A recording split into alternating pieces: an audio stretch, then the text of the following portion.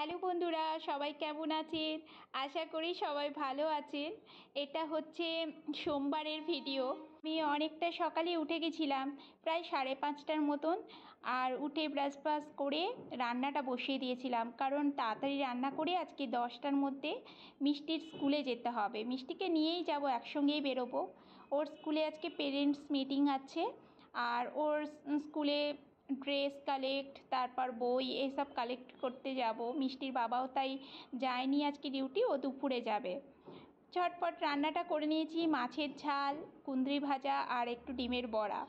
এইসব করে এখন স্নান টান করে পুজো টুজো দিয়ে বেরোবো। মিষ্টির বাবা কালকে রাত্রে বলে রেখেছিল মাছটা ঝাল ঝাল করে পোস্ত আর সর্ষে দিয়ে রান্না করতে, তাই এক কথায় কাজ।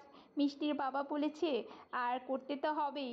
ওর পছন্দকে আমি অনেক বেশি গুরুত্ব দিই। ও কি খেতে ভালোবাসে না বাসে, যেমন ও আমাকে এতটা গুরুত্ব দেয়, আমার কিছু লাগবে মানে ও মুখে বলার আগেই বুঝতে পেরে যায় আর ছুটে চলে যায়, যতই রাত হোক না কেন। মানে ও এনে হাজির করে।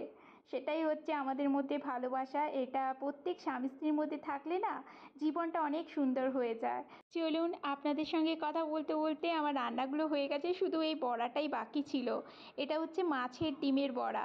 কুঁদরি ভাজাও সকাল সকাল হয়ে গেল, আর ঘরের কাজগুলো সমস্ত বাগিয়ে গুছিয়ে নিয়েছি। এখন রেডি হয়ে যাব, মিষ্টির বাবা পুজোটা দিয়ে দেবে। আমাদের স্কুলের মিটিং শেষ হওয়ার পরে পাশে একটা শপ আছে, মানে পেস্ট্রির শপ, সেখানে এসেছি। সেখান থেকে মিষ্টির জন্য কিছু খাবারগুলো নিচ্ছি। আর এখানে একটা বুদ্ধের মূর্তি দেখে না আমি দাঁড়িয়ে গেলাম, দেখুন কি সুন্দর। আর ঘরে চলে এসেছি, মিষ্টি একটা কাপ কেক কিনেছে।